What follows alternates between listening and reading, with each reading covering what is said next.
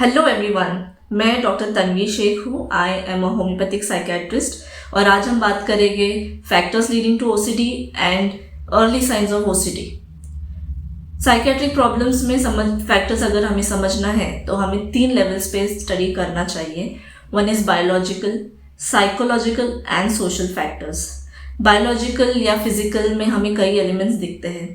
Important elements are hormones जो regulate करते हैं हमारा mood, behaviour and hormonal changes से हम काफ़ी मूड इश्यूज हम नोटिस कर सकते हैं। थॉट लेवल पे चेंजेस हम देख सकते हैं। ह्यूमन बॉडी में पाया गया कि almost 50 and more hormones are present in the body. Similarly neurotransmitters बहुत इंपॉर्टेंट रोल प्ले करते हैं ओसीडी के केसेस में। अगर आप देखो कि डोपामिन और सेरोटोनिन का काफ़ी इंपॉर्टेंट रोल है। डोपामिन एक न्यूरोट्रांसमीटर जो मूड रेगुलेट करता है और थॉट रेगुलेशन में काम आता है। And serotonin on the other hand helps to deal with compulsive thoughts and emotions. OCD के केसेस में डोपामिन ज़्यादा पाया जाता है और सेरोटोनिन कम पाए जाते हैं। इसलिए जो मेडिकल मैनेजमेंट के लिए हम सेरोटोनिन रिलेटेड जो ड्रग्स है वो यूज़ किए जाते हैं एलोपैथिक फील्ड में। Next is psychological. This is a very important aspect of understanding any psychiatric problems, anxiety issues and especially obsessive compulsive disorder. मैंने अपने एक लास्ट वीडियो में साइकोडायनामिक्स में इनर फिक्सेशन पे बात किया था। So let us just understand in some more detail. जब बच्चा 1.5-2 साल का रहता है उस समय उसका टॉयलेट ट्रेनिंग का फेज रहता है। एंड टॉयलेट ट्रेनिंग के 2 एलिमेंट्स होते हैं। One is holding on the stools and the other is letting go. जो act of letting go gives a sense of relief and relaxation, but letting go से पहले holding on ज़रूरी रहता है, नहीं तो there will be only letting go. So इस toilet training के फेज को सिगमंड फ्रॉइड साइको एनालिस्ट जो रहे हैं उन्होंने इस तरह बताया है कि अगर इस स्टेज में बच्चे को ऐसा एक्सटर्नल एनवायरनमेंट मिलता है which can be unsuitable to him, उसकी इमोशंस के लिए, उसकी सेंसिटिविटी के लिए। For example a very strict environment, a highly disciplinarian environment और अ पेरेंट जो परफेक्शनिस्ट है या जिसे कंपल्जन पसंद है, साफ सफाई ज़्यादा पसंद है, तो इस केसेस में हम फिक्सेशंस देख सकते हैं। आपने अक्सर देखा होगा एक छोटा बच्चा अगर स्टूल पास कर देता है और किसी पेरेंट ने बोल दिया कि अरे छी ये क्या कर दिया। ये जो कमेंट्स होते हैं, अगर वो बच्चा काफ़ी ओवर सेंसिटिव है तो उसे वो चीज़ इतनी लग सकती है कि उसे ये लगे कि इट इज़ रैदर मैं अपने स्टूल्स को होल्ड ऑन करूँ instead of letting go. So here the mechanism of control starts and OCD is control and compulsion. So जिन लोगों ने बचपन में इस फेज में ये एक्सपीरियंस किया है उनमें ओवर कंट्रोल का एक मैकेनिज्म डेवलप हो सकता है। इट इज़ नॉट नेसेसरी कि जिन्हें स्ट्रिक्ट पेरेंटिंग मिली है उन सब के साथ ऐसा हो, बट काफ़ी केसेस में ऐसा पाया गया है। तो इन बच्चों में आप आगे जाके देख सकते हो कि एक परफेक्शन के ट्रेड्स आपको दिखेंगे, या जब एडल्टहुड में या एडोलेसेंट एज में आपको एक परफेक्शनिज्म या कंपल्जन, रिपीटेटिव बिहेवियर ये दिख सकता है। So compulsion can begin in early childhood and fixation is one important aspect of obsessive compulsive disorder. The other thing is parenting styles.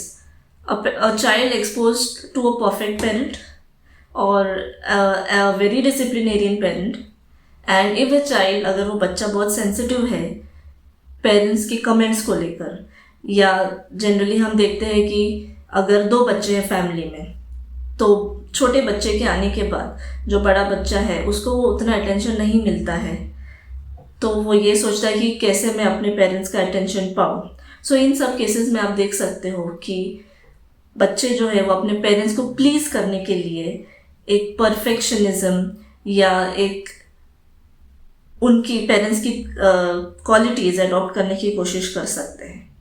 In cases में आप देखोगे कि बच्चों में एक प्रेशर या एक एंजाइटी क्रिएट होता है, जिसके वजह से उन्हें कॉन्स्टेंटली अपने पेरेंट्स की गुड बुक्स में रहना ज़रूरी लगता है, और इस चक्कर में एक कंपल्सिवनेस क्रिएट होने के चांसेस है।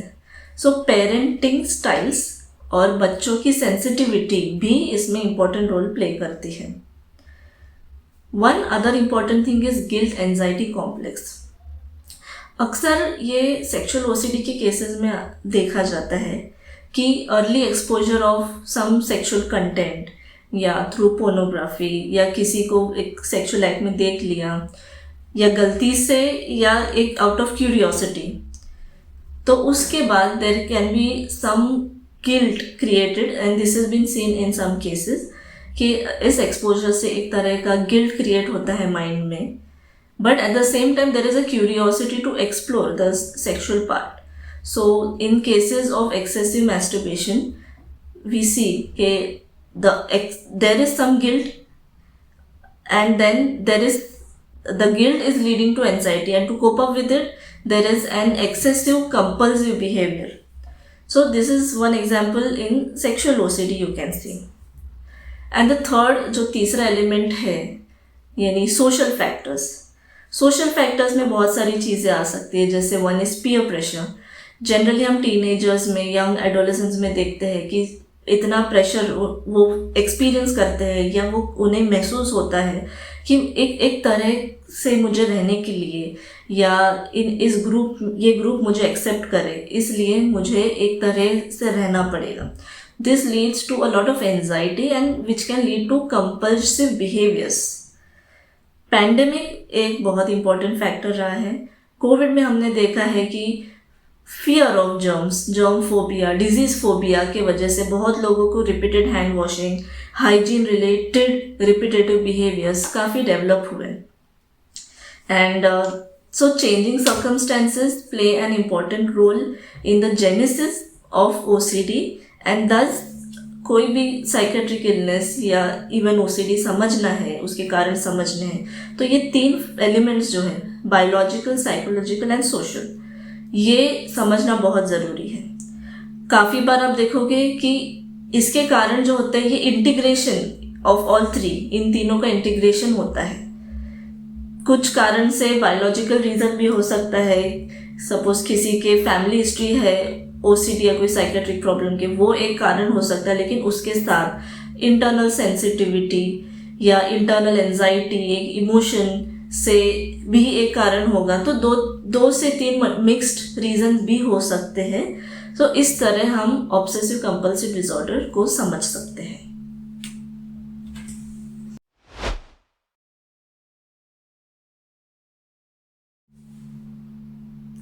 अर्ली साइंस ऑफ ओसीडी समझने के लिए मैं एक छोटा एग्जाम्पल शेयर करती हूँ।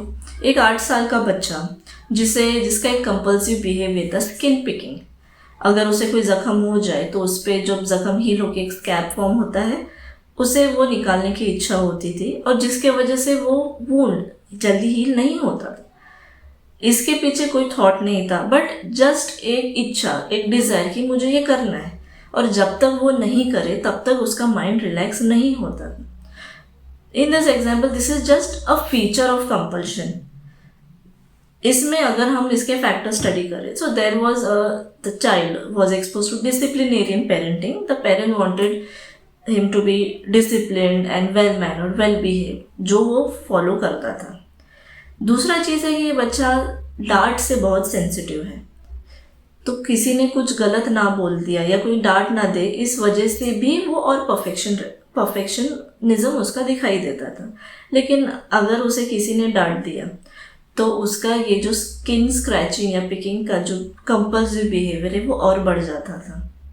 तो इसमें हम देखते हैं कि सोशल फैक्टर्स यानी the parenting style, the internal factors यानी जो बच्चे की सेंसिटिविटी है कि उसे डांट से तकलीफ होना, ये जो फैक्टर्स है, ये सारी चीज़ें, and family history of obsessive compulsive disorder भी थी इस केस में। तो ये 3 फैक्टर्स हम देखते हैं कि जिसकी वजह से कंपल्सिव बिहेवियर ये बच्चे में दिखता है। सिमिलरली अगर आपको आइडेंटिफाई करना है अर्ली साइंस, तो आप अगर देखोगे तो बच्चों में कुछ बच्चे ऐसे होते हैं जिनको सब चीज़ परफेक्शन चाहिए हर चीज़ में, जो शायद उनके एज के दूसरे बच्चों में ये क्वालिटी डेवलप नहीं होती है। आप देखोगे कि वो बच्चा बैग को एक ही तरह पैक करता है, स्कूल बैग में ये पर्टिकुलर बुक यहीं पे रहनी चाहिए, ये पेंसिल यहीं पे रहनी चाहिए, थोड़ा भी मैसअप हुआ तो उसे उलझन होगी और वो ठीक करेगा। ये सिर्फ फीचर्स है, ये सिर्फ एक ऑर्गेनाइज्ड या परफेक्शनिज्म के फीचर्स है, जो ज़रूरी नहीं है कि ये आगे जाके ओसीडी ही बने। लेकिन अगर उस बच्चे को उस परफेक्शनिज्म की वजह से जो टास्क दिया गया उसमें बहुत ही ज़्यादा समय लगता हो बाकी बच्चों के कंपैरिजन में, या उस वजह से वो टास्क अकम्प्लिश या कंप्लीट नहीं कर पाता हो, या उसमें थोड़ी भी गड़बड़ होने से वो बहुत ज़्यादा डिसअपॉइंट हो जाता हो, और ये इच्छा अगर मैनेज नहीं होती है, ये कंपल्सिव बिहेवियर और ये थॉट प्रोसेस अगर मैनेज नहीं होता है और आगे जाके ये बढ़ता रहता है, तो हायर चांसेस है कि आगे जाके ये बच्चे को ओसीडी हो सकता है। सो ये सारे अर्ली साइंस है जो आप एज अ फैमिली मेम्बर या एज अ पेरेंट आप बच्चे में नोटिस कर सकते हैं।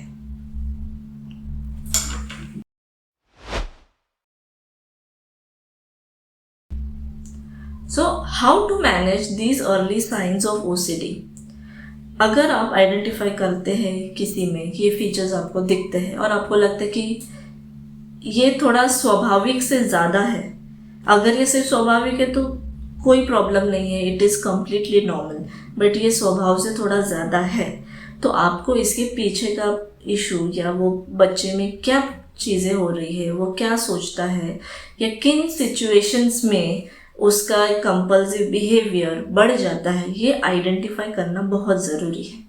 ये आइडेंटिफाई अगर आप करते हो एज अ पेरेंट या एज अ फैमिली मेम्बर और एज अ डॉक्टर, आप उस बच्चे से एक काउंसलिंग के रूप में या पेरेंटल गाइडेंस के रूप में या मेंटरिंग के रूप में उसे एड्रेस करके बिना ट्रीटमेंट के इसे ठीक कर सकते हैं। So yes, OCD at some level can be treated without any medicinal treatment. So that is one thing.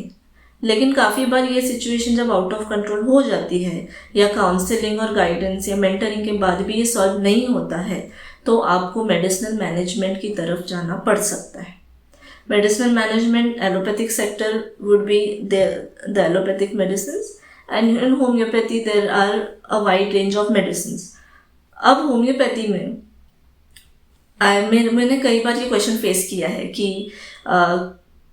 कौन सी दवाई इसमें जा सकती है, या ये OCD में कौन सी दवाई जा सकती है, या हमने कोई केस में सिलिशिया देखा, किसी में कार्सिनोसिन देखा।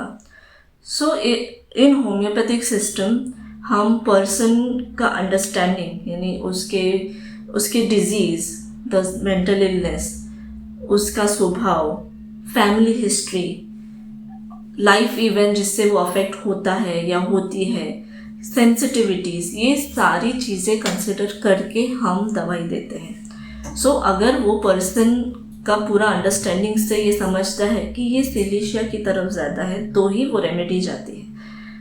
इसका ये मतलब नहीं है कि हर OCD के केस में हम सिलिका कार्सिनोसिन, आर्सेनिक कार्बम दे सकते हैं। कुछ केसेस में काली कार्ब भी दिया जा सकता है, काली आयोड भी दिया जा सकता है। सो पर्सन का कॉन्स्टिट्यूशन, यानी उसका physical and mental built up पूरा समझने के बाद ही मेडिसिन प्रिस्क्राइब की जाती है।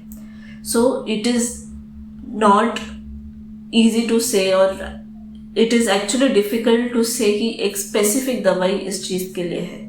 इसलिए डिटेल कंसल्टेशन के बाद ही हम समझ सकते हैं कि ये पर्सन को ये सारी चीज़ें क्यों और कैसे है, और उस हिसाब से मेडिसिन प्रिस्क्राइब की जाती है। Thank you for patiently listening to my video, and thanks to mister Faiz जिनके यहाँ पे ये मेरा 3rd वीडियो है, and I had a really great experience contributing videos to his channel, and responding to the viewers also. So definitely thanks to everyone, and I would really want you to like, share and subscribe the channel.